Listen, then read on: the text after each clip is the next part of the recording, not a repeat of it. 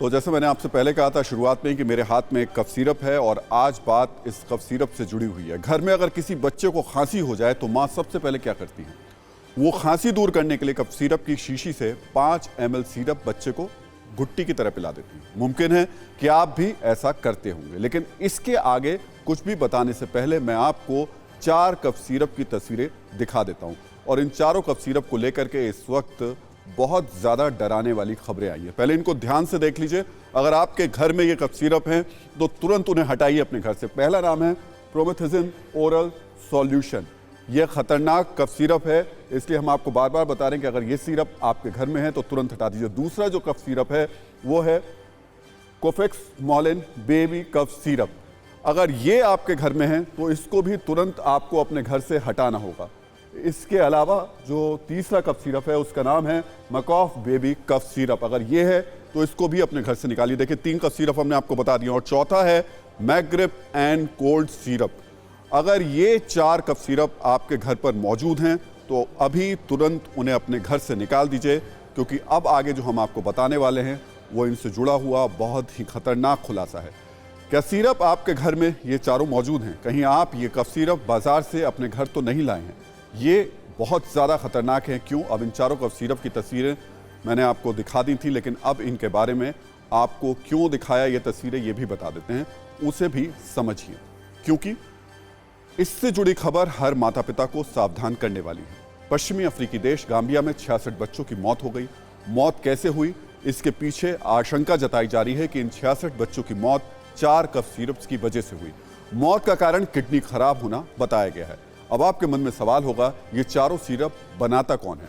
तो हरियाणा के सोनीपत में मौजूद मेडन फार्मास्यूटिकल्स लिमिटेड ये कफ सिरप बना रही है। इसको लेकर वर्ल्ड हेल्थ ऑर्गेनाइजेशन यानी WHO का दावा चौंकाने वाला है। उसका कहना है कि इस कफ सिरप में डाइथिलिन ग्लाइकॉल और एथिलीन ग्लाइकॉल की मात्रा जरूरत से ज्यादा थी।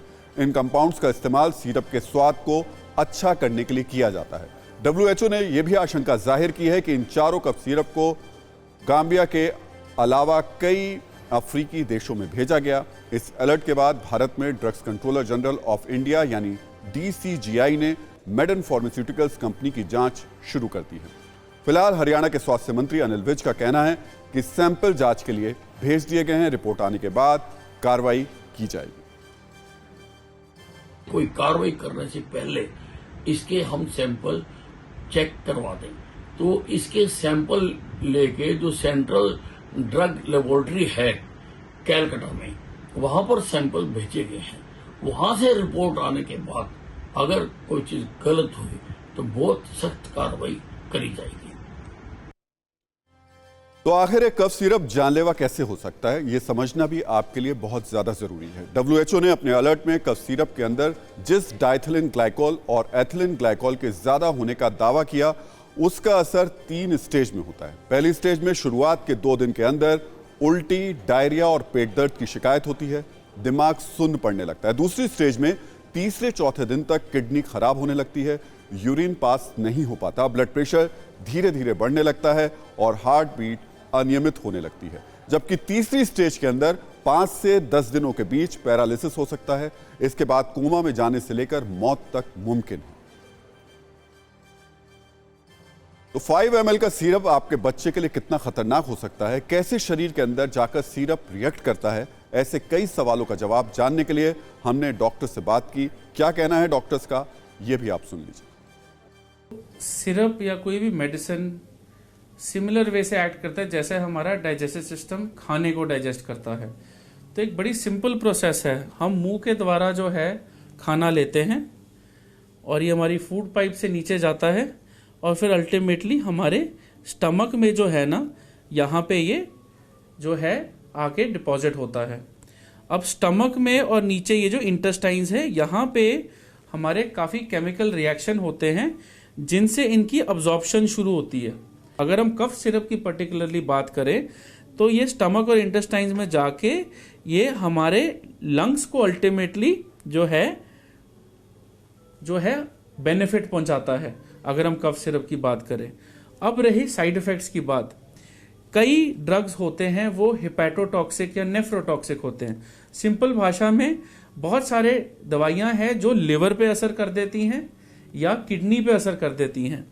तो जैसे हमने कहा कि हमारा ब्लड पूरी बॉडी में जा रहा है और ये हमारी दवाई भी ब्लड सप्लाई में है अल्टीमेटली, तो अगर इसमें कुछ गलत प्रोपोर्शन में दवाई में कुछ मिलावट है या कोई ज़्यादा प्रोपोर्शन में कोई ड्रग चला गया है, तो फिर ये हमारी किडनीज को जो है अफेक्ट करना शुरू कर देगा।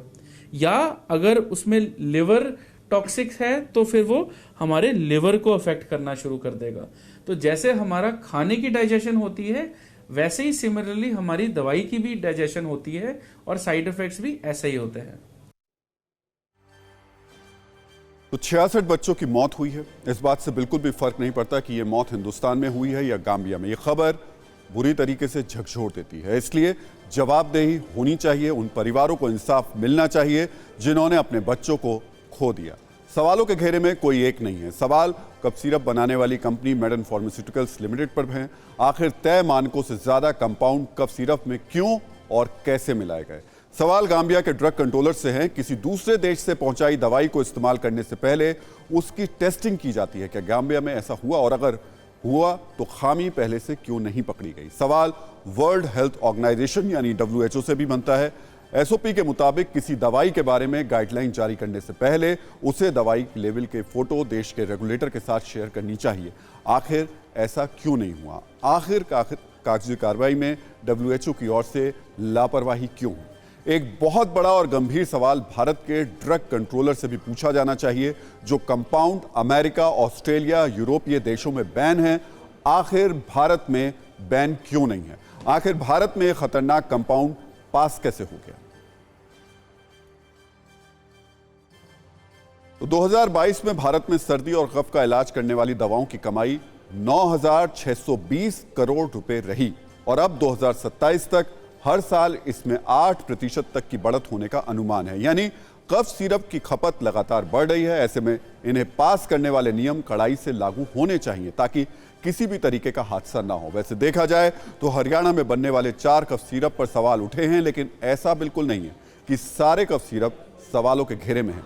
बाजार में बहुत अच्छी और तेजी से असर करने वाले कफ सिरप भी मौजूद हैं, लेकिन इसके बावजूद अगर कफ सिरप पीने के बाद पेट दर्द या फिर डायरिया या सिर में दर्द जैसी कोई शिकायत हो तो इसे गंभीरता से लेना चाहिए और डॉक्टर से संपर्क करना चाहिए। और जैसे मैंने पहले भी कहा आपसे कि सभी कफ सिरप एक जैसे नहीं है, तो ये जो मैं कफ सिरप आपको लेकर आया था वो कफ सिरप उन चारों में से एक नहीं है, इसलिए मैं इसको अपने घर लेकर जा रहा हूँ।